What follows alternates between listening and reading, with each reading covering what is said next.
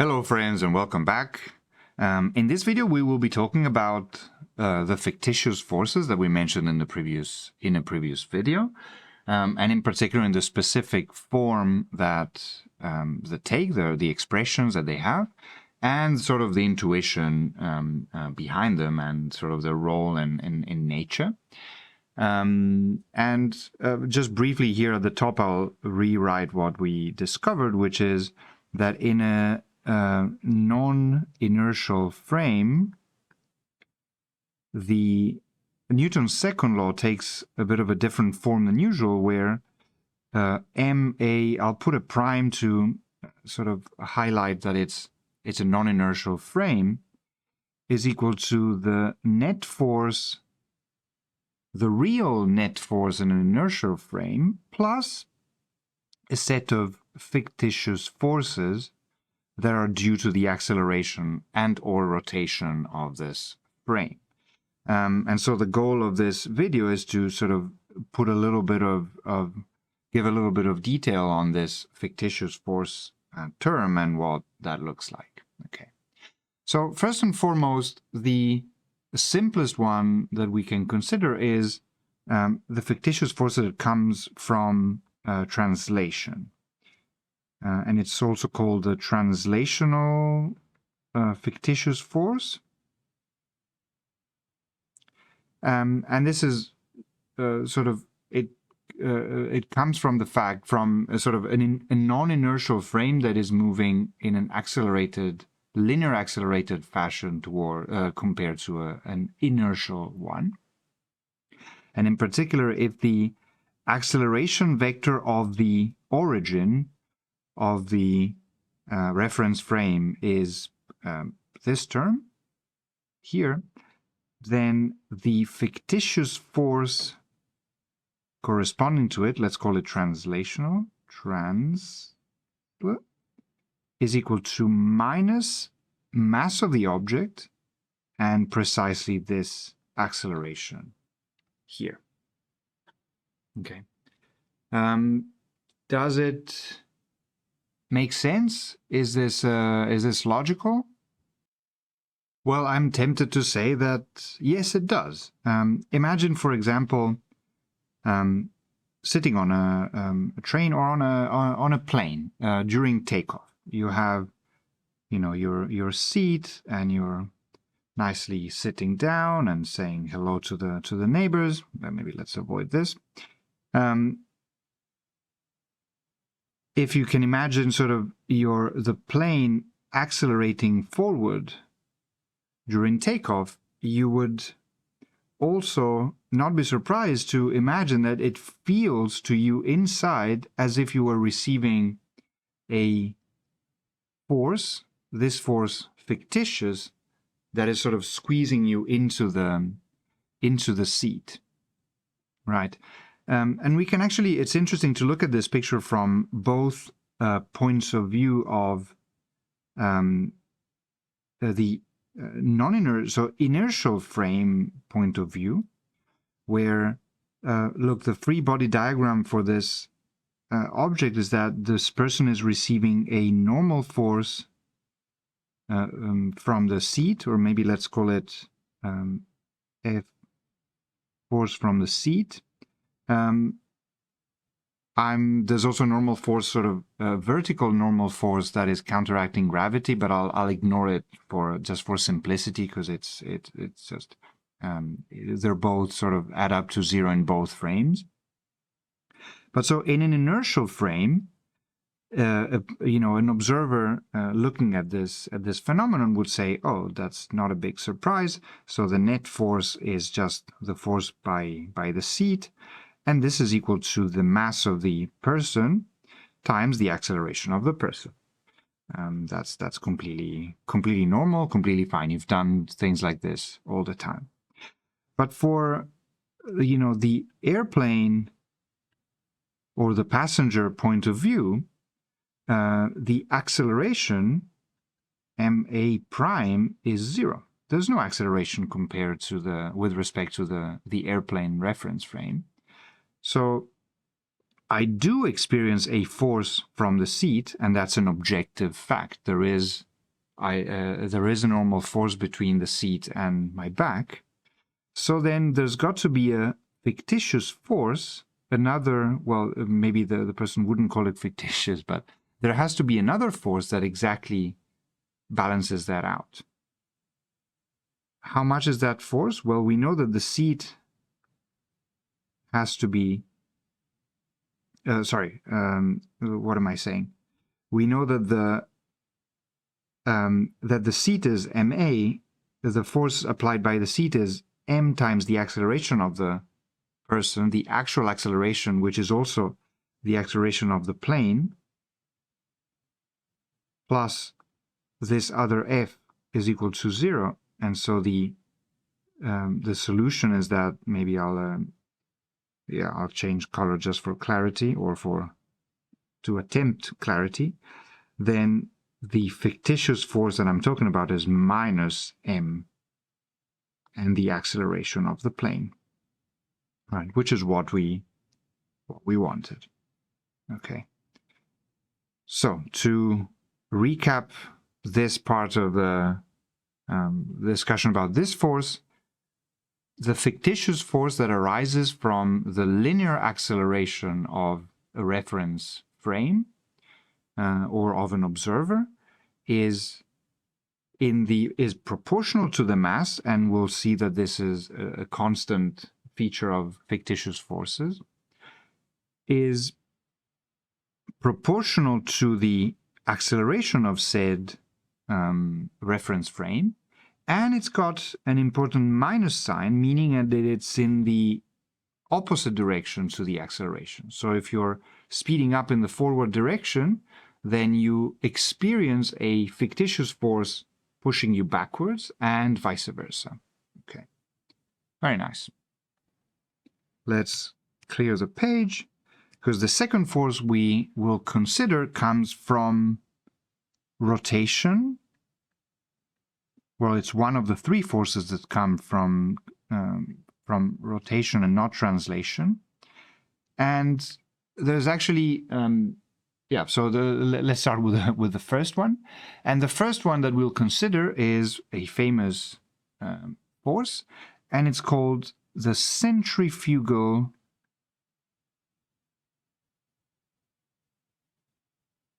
force. Again, fictitious force. By the way, I'll write it here. So fictitious, there's other ways that you will hear these forces expressed, fictitious being one. You can also find a pseudo force. You can find inertial force, perhaps confusingly because it happens in non-inertial frames. So, but hey, I'm sorry, I don't make these rules. But inertial, actually, it's relevant for something that I will mention maybe towards the end of this video, and that I've hinted at just now, namely that all of the inertial forces are exactly proportional to the mass. But okay, let's more on that later. Centrifugal force. I'll write the expression, then we'll comment on on how to utilize that. Is a force that has the following expression, centrifugal, and it's equal to the following. It's minus mass omega, where this big omega is the angular frequency of the rotation of the frame. So frame rotation.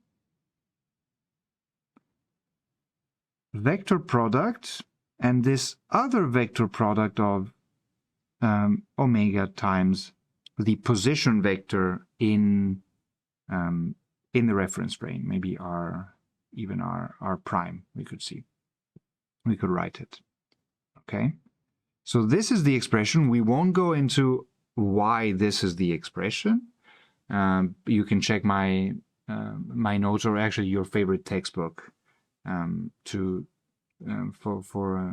for details on this. But let's accept that this is true, and let's comment a little bit on how to utilize this and how to read this seemingly complicated formula. It's not that bad, actually. You can do some of your magic with the right-hand rule to do the vector products. And what you discover is that actually this expression boils down to something quite simple, which is that the magnitude of the centrifugal force is simply mass, the square of the angular frequency of the rotation of the frame, and the sort of perpendicular component of the position vector perpendicular to the rotation axis. Okay, so this is perpendicular to rotation axis. Okay. So let's say I'm thinking of how to draw this in a clever manner. Let's say that you're looking at a merry-go-round spinning about its axis. See, if you have, and this is a reference frame, you can imagine to attach a reference frame to this merry-go-round, and this reference frame would also rotate so that after a while this axis is oriented like this, and so on. Well, so then if there's an object whose position is, let's say, here, so this is the position vector. Actually, I didn't draw it particularly well. Let's draw it in red. The position vector is this one in red. Then this part here will be the perpendicular component of R, perpendicular to the rotation axis. This is the rotation axis. And yeah, the centrifugal force experienced by this object here has magnitude equal to m omega squared r perpendicular, and direction, importantly, is always, try it if you don't trust me, try to do several examples of this vector product, always radially and outward. This is kind of a defining feature of centrifugal force, also in the way that you are used to thinking about it. It's when you're on a rotating frame, then you experience an outward force, centrifugal force, that's outward. That's trying to push you radially away from the rotation axis, and so you need at least another force to hold to stay in place here on the side of the or in this position on the merry-go-round. It's worth looking again at what two observers in the non-inertial frame and in an inertial frame how they would interpret this situation, and so let's do it just now. Clear the page. So think again of the merry-go-round, for example, and without complications, let's just say that we are on the plane, on the flat part, on the what's it called, on the floor of this merry-go-round. We said that the centrifugal force has magnitude equal to m omega squared times r, the perpendicular component, but so if we're on the flat part, it's just r. And the direction is radial and outward. Now imagine that you are a person on this merry-go-round that is rotating in this direction. We know, actually, let's see it from above.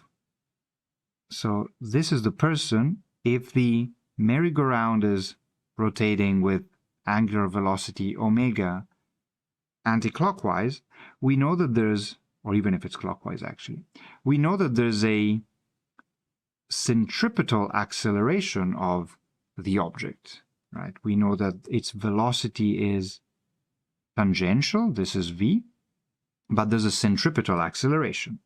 So an inertial observer would say, well, the mass of the object times the acceleration of the object, of the person, is equal to the net force that is experienced by this person. And in particular, there has to be some friction, for example, between your shoes and the floor, or maybe you're holding on to one of those horses on the merry-go-rounds, but there has to be a force, let's draw it in red, that is acting inward that provides this centripetal acceleration, and in particular that this is equal to m centripetal, and so this is m v squared over, or actually let's write it as omega squared r, conveniently or not randomly is this the expression, in the minus radial direction, so inward radial.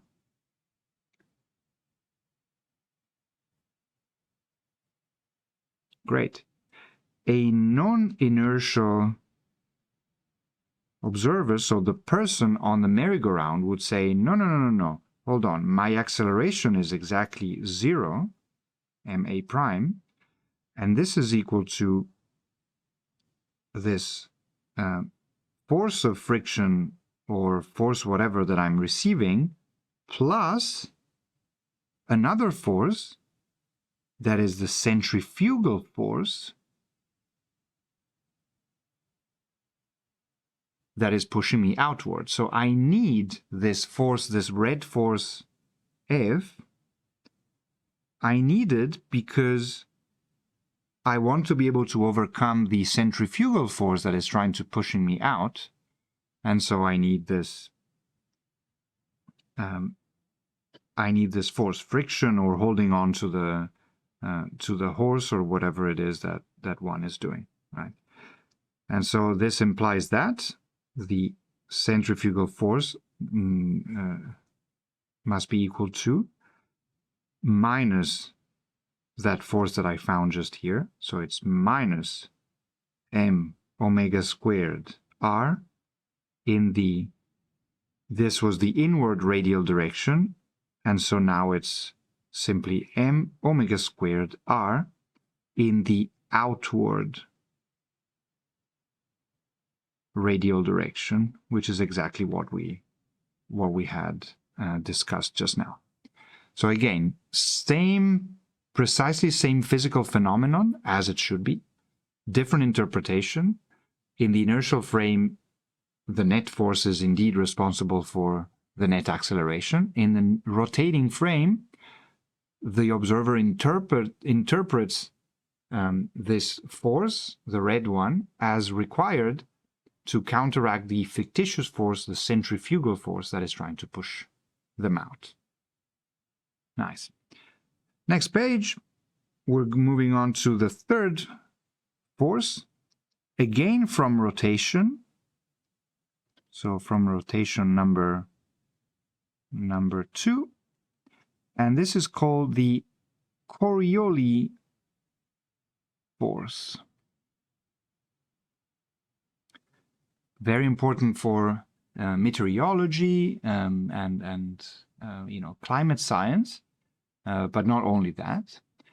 And this is a force that has the following expression: F Coriolis is again a minus m.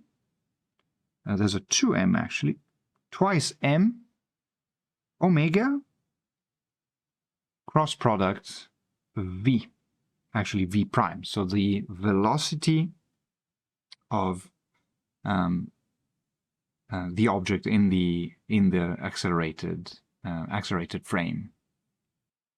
I forgot actually to highlight, maybe let's go back one second. Another important thing about the centrifugal force, forgive me for just a brief moment, where it's, as you can see, it's independent of the motion of the object in the reference frame. So no matter how you're walking on or not walking on the merry-go-round, you experience the very same centrifugal force, pushing you outward with that magnitude. Remember this because it's quite unlike the Coriolis force, which instead is, even before we say anything more precise about what this means, but it's manifestly does depend on the motion of the of whatever object in this rotating frame. In particular, we do a little bit of magic again with the cross product. You can try yourself if you don't trust me, and we discover that the magnitude of the Coriolis force is equal to twice m omega and v, or maybe v prime, the speed. Sorry, that's completely not true. V perpendicular, that's the component of velocity that is perpendicular to the rotation axis. So in a sense, it's the radial speed, as it were. Okay, and the direction.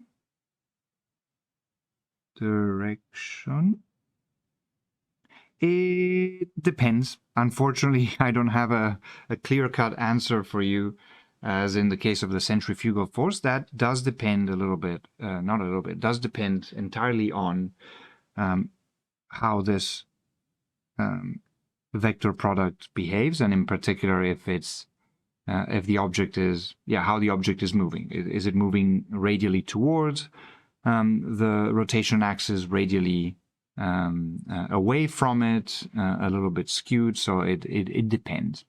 But we can, for example, at least give a couple simple situations where this is it has an easy explanation, an easy solution.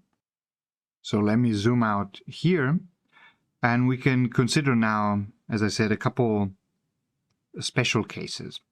Special case number one is one where the angular velocity is parallel to the velocity there. Namely, an object is moving parallel to the rotation axis of the frame. If you're on a merry-go-round, to give this example again, it would be if you're simply sort of moving upwards or downwards, so standing up or sitting down. In this case, the cross product is 0, and so the Coriolis force is also equal to 0. All right. So you need to have a perpendicular component in order to have a Coriolis force. Now, perpendicular component, the component is entirely perpendicular, velocity is entirely perpendicular if the motion is radial. So you're walking either towards the axis of rotation or towards the center of the merry-go-round in this example. And so it could be, first of all, inward. If you're moving inward, then you can check that the force, the Coriolis force, is in the same direction as the rotation. So if you're, let's say that you see a merry-go-round spin left to right, then a person moving inward towards the center of the merry-go-round would receive a Coriolis force precisely from left to the right, as seen by you on the platform. If instead the motion is outward, then the Coriolis force is in the opposite direction to rotation. Okay. We will practice in, or you can think about what that means for winds on planet Earth. As you know, the Earth is spinning from, from the west to the east. And so, what does that imply for winds that are moving north or moving south? And does it matter if I'm in the northern or southern hemisphere? Try to think about it, and we'll practice this in the tutorials. Intermediate cases are where the motion is neither radial nor longitudinal, are kind of mixture of the two, but at least this should give you enough vocabulary to get a vague sense of what's going on. One important thing to notice that I mustn't forget is that the direction is always perpendicular to the velocity. Velocity in the accelerated frame. Always perpendicular. Okay. Very important. And speaking of Earth, let me delete this. There's a thing called the Rossby number. And I'm confident that I'm butchering the correct pronunciation, maybe Rossby or something like that, but fact check me and let me know actually if you know what the right pronunciation is. That is defined, RO is the name for it, as the speed of an object divided, or not the speed of an object, but the typical, so for a phenomenon, the typical velocity or speed involved. So for a wind, it would be the wind speed. For, I don't know, the flushing toilet, it would be the speed of the water in the flushing toilet, and for a hurricane, it would be the wind speed in the hurricane, and so on, divided by L, which is the typical size of this phenomenon. And so for flushing toilet would be, I don't know, 10 centimeters or something like that, the width of the drain. For, a low pressure area of meteorological sort of interest, it would be hundreds to thousands of kilometers and things like that.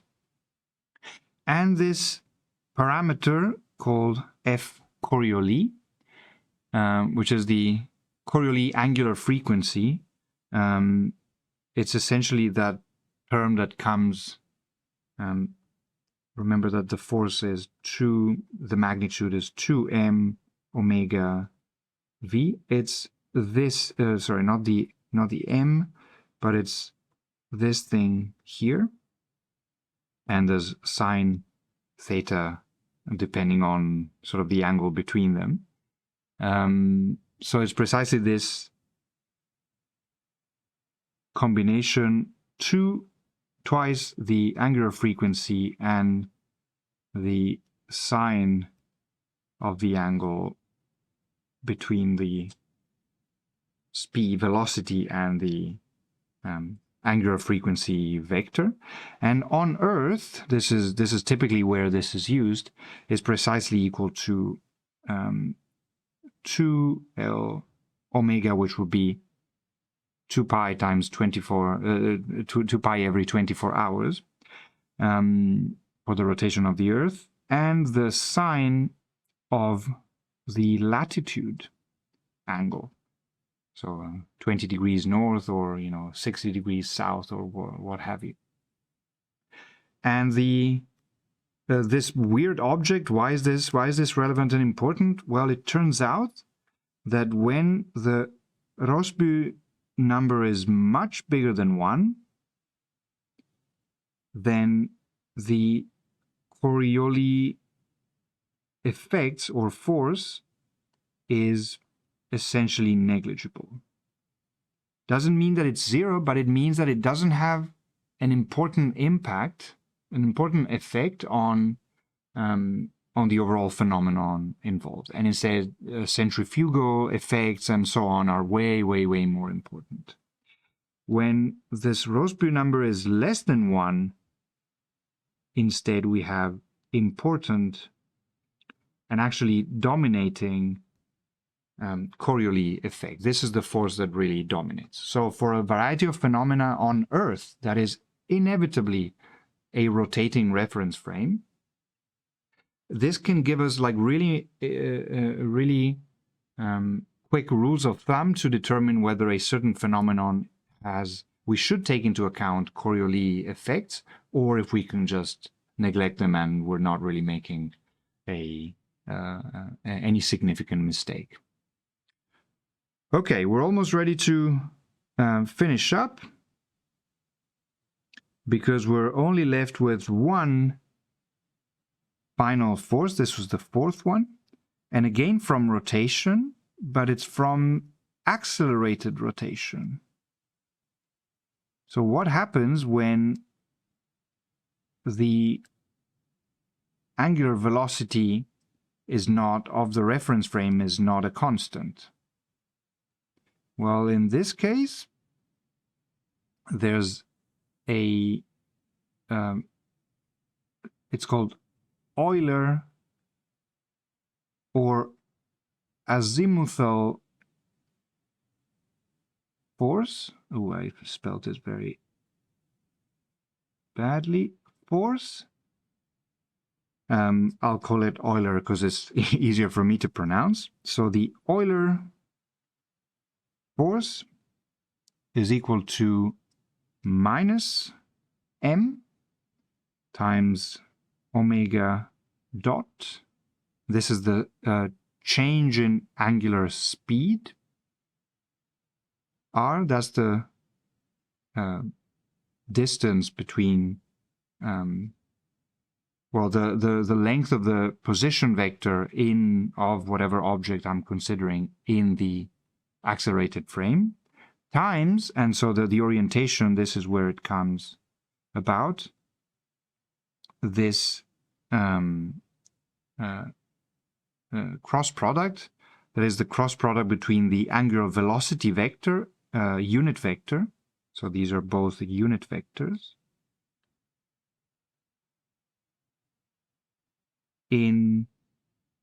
along the line of the position vector, and this is essentially along the rotation axis. Okay. The magnitude of this force is none other than the simple m omega dot r. Yeah, that's it. Omega dot and r perpendicular, sorry. That comes from the dot product, the cross product, apologies. And so again, is the component of the position perpendicular to the rotation axis is what matters. The direction, sadly, it depends. Again, there's not such a clear-cut answer as for centrifugal force. So let's write it down. Direction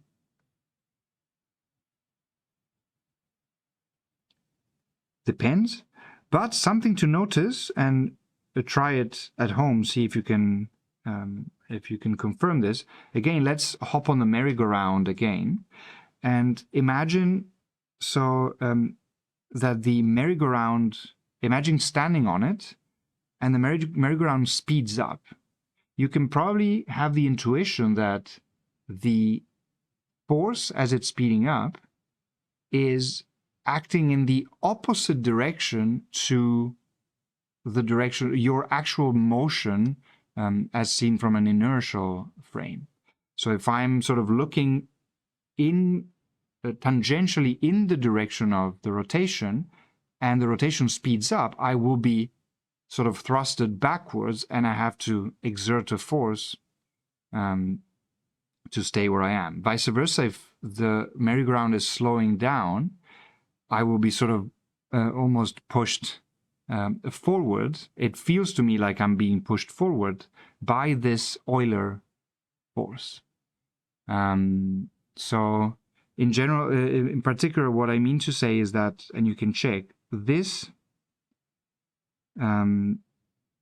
product, actually let me write it here, the product of omega and r is in the same direction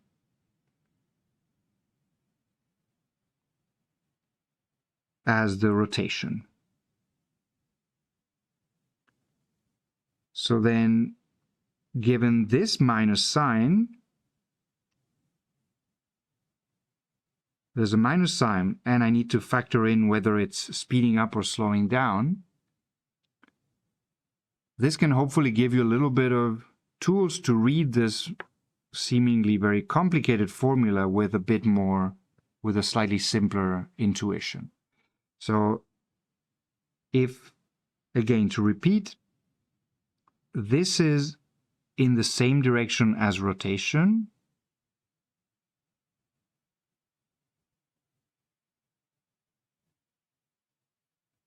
so then if I'm speeding up, the force it's acting behind, towards, in the opposite direction as rotation. If I'm slowing down, instead omega dot is negative, and so the minus sign means that it's towards, in the same direction as the rotation. All right. Good, thank you. We're really almost done. 1 minute just to recap everything that we've talked about now. And so, all in all the fictitious forces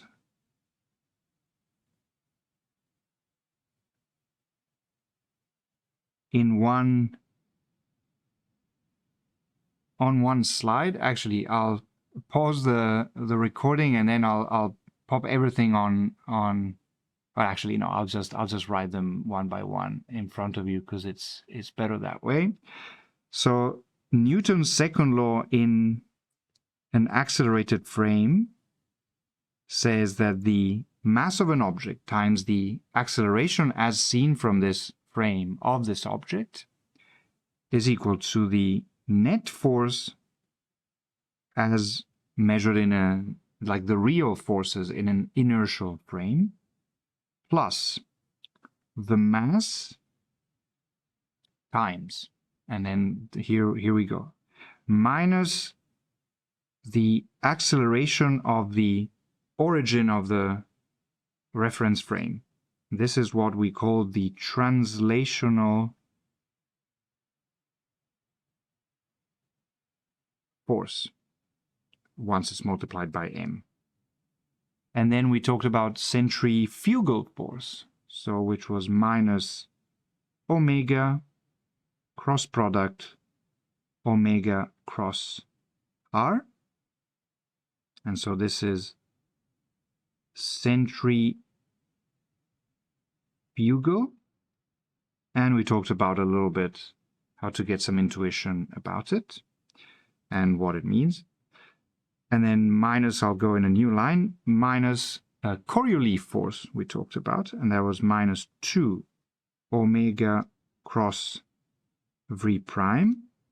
This is Coriolis.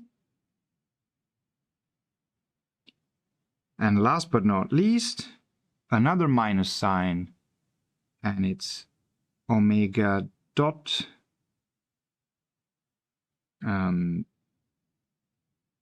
cross r. That was actually maybe an even better way to write what I had before.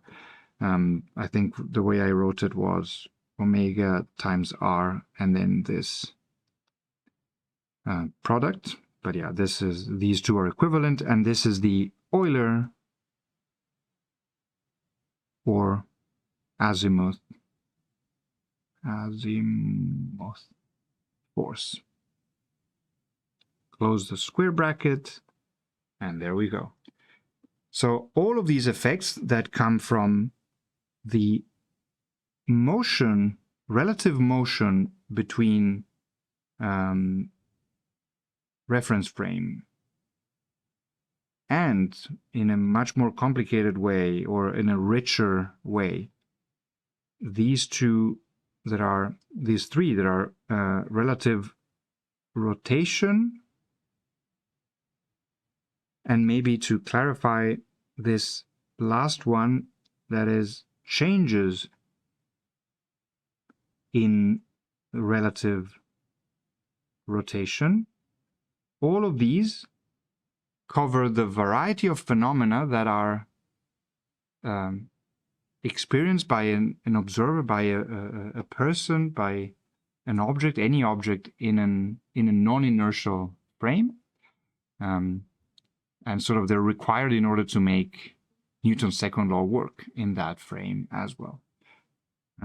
Okay, very long video, so I really appreciate your patience and you sticking around with me. I hope this was interesting, and yeah, thank you so much for watching, and I'll see you soon.